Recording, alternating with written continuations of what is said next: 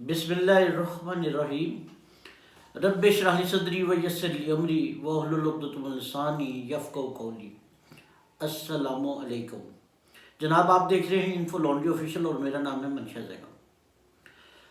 तो जिस तरह कल वीडियो के अंदर हमने यहूद व नसारा के साथ दोस्ती के हवाले से बात की थी कि यहूद व नसारा के साथ दोस्ती जो है उसमें कुरान की राय क्या है, तो कुरान ने बहुत ही कैटेगोरिकली ये कह दिया कि उनके साथ कोई इस तरह की दोस्ती ना रखो जिसमें आपको ये फील हो कि वो आपको सपोर्ट करेंगे किसी मरहले पर भी, मतलब जंग के अंदर सपोर्ट करेंगे या किसी और जगह पे भी। इसकी मिसाल नबी पाक सल्लल्लाहु अलैहि वसल्लम की ज़िंदगी से मिलती है कि जो 3 यहूदियों के कबीले थे, दो के उनके साथ नबी पाक सल्लल्लाहु अलैहि वसल्लम ने पैक्ट कर चुके थे, उनके साथ मुआहदा कर चुके थे, लेकिन इसके बावजूद भी वो अपनी हरकतों से बाज नहीं आए। उन्होंने कहीं पे सपोर्ट नहीं की, बल्कि वो शरारतें ज़्यादा करते थे और दूसरों को जाके कहते थे कि हम अंदर से हमला करेंगे, आप बाहर से आके हमला करो। ख़ास तौर पे जंग अहज़ाब के अंदर उन्होंने बहुत मोटिवेट किया कुरैश को कि आप लोग हमला करने आओ और हम अंदर से हमला करेंगे।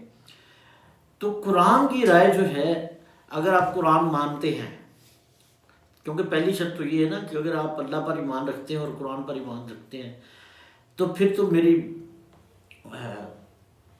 जान ये चीज़ हमें बहुत अच्छे तरीके से समझ लेनी चाहिए कि अल्लाह ताला ने बहुत क्लियरली, बड़ा कैटेगोरिकली, बहुत वाशगाफ अल्फाज में ये कहा है कि उनकी दोस्ती इस तरह की ना रखो। हाँ, तिजारत कर सकते हो, जिस तरह के अरब से कबीले जाते थे, बाहर के दूसरे मुशरिक लोगों से भी तिजारत होती थी, यहूद व नसारा से भी तिजारत होती थी। तो तिजारत तक तो ठीक है, लेकिन इसका मतलब ये नहीं कि आप उनको अपना दिली दोस्त या उनको वली बना लो या ये हो कि वो आपकी पुष्ट पनाही करेंगे, ऐसा कुछ नहीं। उसी कॉन्टेक्स्ट में अगले रुकू में आयत नंबर 57 में अल्लाह ताला फरमाते हैं, ए अहले ईमान, उन लोगों को अपना दोस्त ना बनाओ। अब एड्रेस को उनको किया जा रहा है अहले ईमान को, तो इसलिए सबसे पहले तो अपना ईमान चेक करें ना कि अगर आप कुरान पे ईमान रखते हैं और अल्लाह पे ईमान रखते हैं और इसको सच्ची किताब समझते हैं, तो फिर तो इसकी जो गाइडलाइंस हैं उनको फॉलो करना पड़ेगा। यहाँ पे ये या अय्युहन नास नहीं कहा, लोगों नहीं कहा, यहाँ सिर्फ क्या है, ए अहले ईमान या अय्युहल्लज़ीना आमनू, ए ईमान वालो, इन लोगों को अपना दोस्त ना बनाओ जिन्होंने तुम्हारे दीन को हंसी मजाक और खेल बना रखा है। उन लोगों में से जिन्हें किताब दी गई थी तुमसे पहले और दूसरे काफरों में से भी। उनसे पहले किन को किताब मिली थी? एक तो यहूदियों को मिली थी तौरात और ईसाइयों को इंजील दी गई थी। तो कहा कि वो तो आप लोगों का मजाक, हंसी मजाक उड़ाते हैं। और ये उस दौर में सिर्फ हंसी मजाक नहीं उड़ाते थे, जब अजान होती थी या जब इबादत कर रहे थे तो ये नकलें उतारते थे और इस तरह की फुरूहात में ये मुलव्वस थे। बल्कि आज भी इंडिया के अंदर जब अजान होती है तो वो बहुत ज़्यादा अपने ढोल और वो जो टलसा मारते हैं, जिस तरह से आप डरते हो तो वो टल्ली खड़काते हैं, तो उसको वो जानबूझ के उस वक्त ज़्यादा ढोल ढमक्का शुरू कर देते हैं जिस वक्त अजान हो रही होती है। तो इसलिए अल्लाह ताला ने कहा कि वो तो आपका हंसी मजाक उड़ाते हैं और आप उनको अपना वली या अपना दोस्त समझते हैं। तो ये कुरान की राय है, फैसला आपने खुद करना है, कुरान की राय पे चलना है या आप लोगों ने अपनी मौजें उड़ानी है। ये फैसला ताड़ा है जी, तुम लोगों ने खुद करना है। आगे अल्लाह ताला कहते हैं, और अल्लाह का तकवा इख्तियार करो अगर तुम मोमिन हो। साथ ईमान की कंडीशन क्या रख दी कि तकवा इख्तियार करो अगर तुम मोमिन हो। एक तो मुसलमान होना और दूसरा मोमिन होना। मुसलमान तो कलमा पढ़ लिया अपने ज़बान से तो मुसलमान तो आप हो गए, लेकिन मोमिन बनते हुए बड़ी देर लगती है, क्योंकि आप उन हदूद के अंदर अपने आप को कंट्रोल करते हो जो अल्लाह ताला ने हमें बताई हैं, और हर उस काम से रुकने की कोशिश करते हो जो अल्लाह ताला ने जिसको हराम या मना फरमाया है। और नबी पाक सल्लल्लाहु अलैहि वसल्लम की हयात मुबारका से जो हमें मसाले मिलती हैं कि किन किन चीज़ों के ऊपर हमें मना किया गया है। अगर इन चीज़ों को करोगे तो आपका एक तज़किया होगा, आपका अंदर से रूह जो है वो पाक साफ़ होती जाएगी। तो रूह की पकीज़गी ही असल तकवा है। روح کی پاکیزگی ہی یا روح کی طہارت ہی اصل تقوی ہے۔ تو اللہ نے کہا کہ اور اللہ کا تقوی اختیار کرو اگر تم مومن ہو۔ آگے فرماتے ہیں اور جب تم نماز کے لیے پکارتے ہو تو یہ لوگ اس کو مذاق اور کھیل بنا لیتے ہیں۔ مطلب یہ ہے کہ جب اذان ہوتی ہے تو وہ نقریں اتارنا شروع کر دیتے تھے۔ تو میں نے تو آپ کو 1400 سال پہلے کی بھی مثال دی ہے اور آج کے دن کی بھی مثال دی ہے کہ آج بھی وہی ہو رہا ہے جو 1400 سال پہلے ہو رہا ہوتا تھا۔ اور بلکہ میں تو یہ بھی سمجھتا ہوں کہ اذان سن کے جو بندہ نماز کے لیے نہیں جاتا وہ بیسیکلی ایک قسم کا مذاق بھی اڑاتا ہے نا، تو مسخر ہی ہوتا ہے نا کہ جاؤ میں نہیں پڑھتا نماز، سرکشی ہو گئی۔ تو اس بات پہ بھی غور کرنے کی ضرورت ہے کہ جب نماز کے لیے بلایا جائے، فلاح کے لیے بلایا جائے، نماز کے لیے بلایا جائے، تو کیا آپ اپنے کاموں کو چھوڑ کے نماز کے لیے اٹھ کے جاتے ہیں، یا آپ انڈیویجول نماز پڑھتے ہیں یا مسجد میں جا کے پڑھتے ہیں یا جس طریقے سے بھی نماز پڑھتے ہیں؟ لیکن ان کے بارے میں تو مشرک یہود و نصارہ اور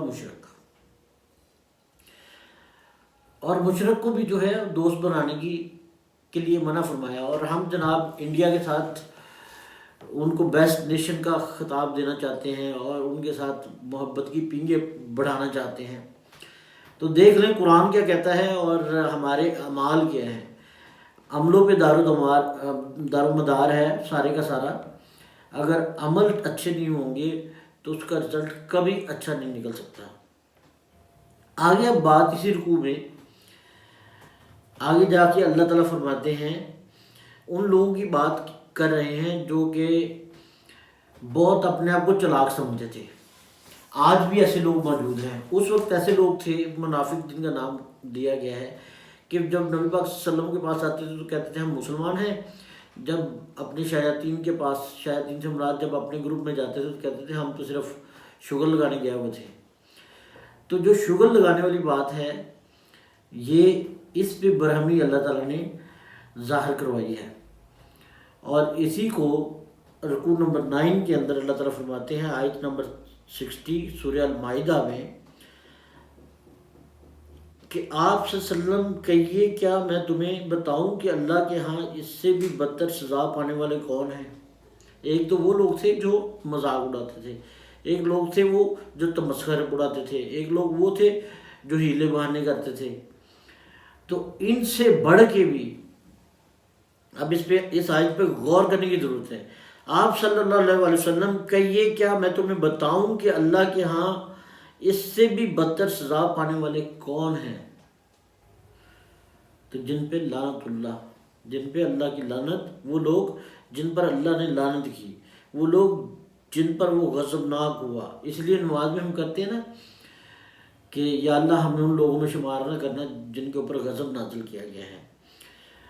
اور جن میں سے اس نے بندر اور خنزیر بنا دیے۔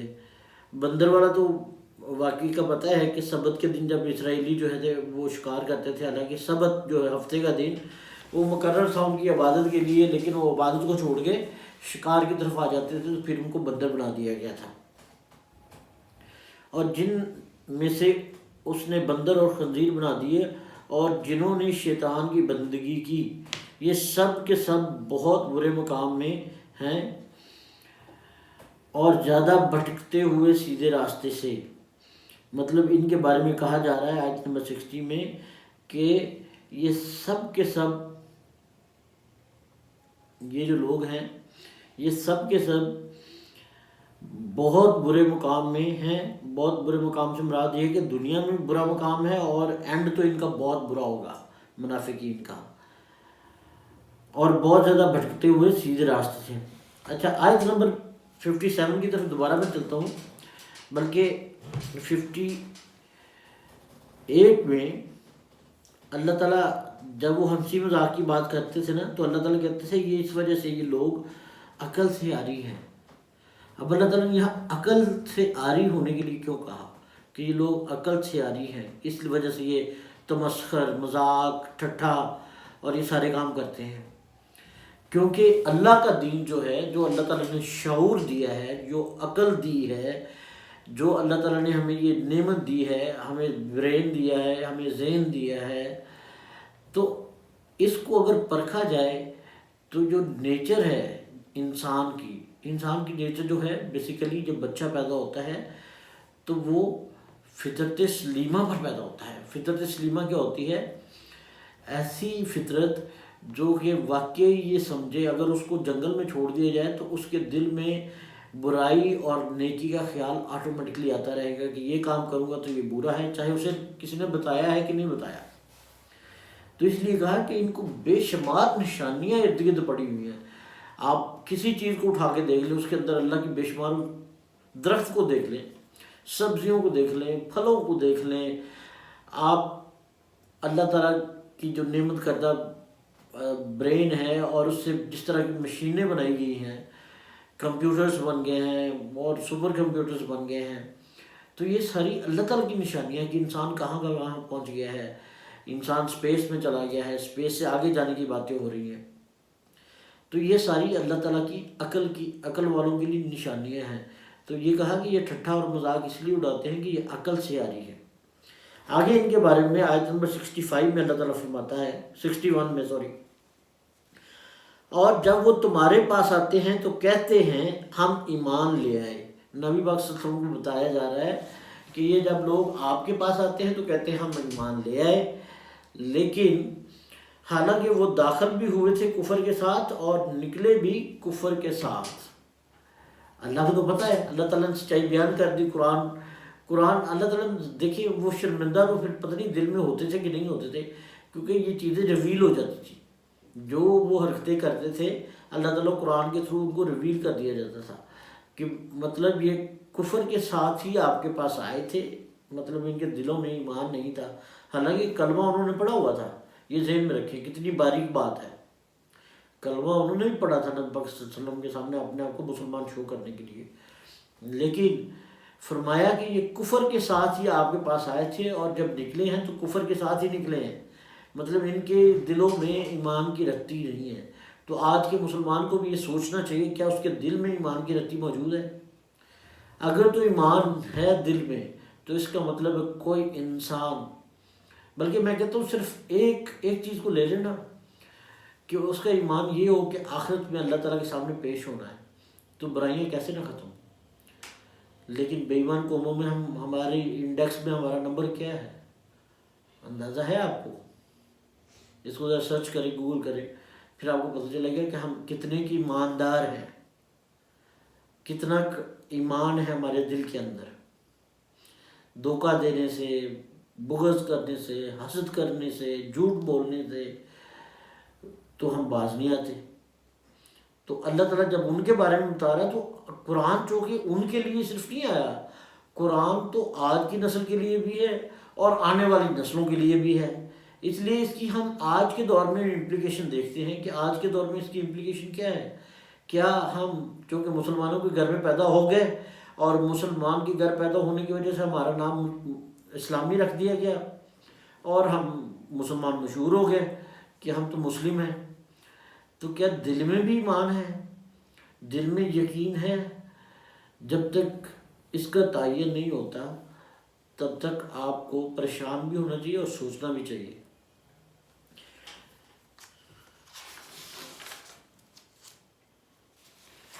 آگے اللہ تعالیٰ اسی آیت میں 61 میں فرماتے ہیں، اور اللہ خوب جانتا ہے جو وہ چھپائے ہوئے ہیں۔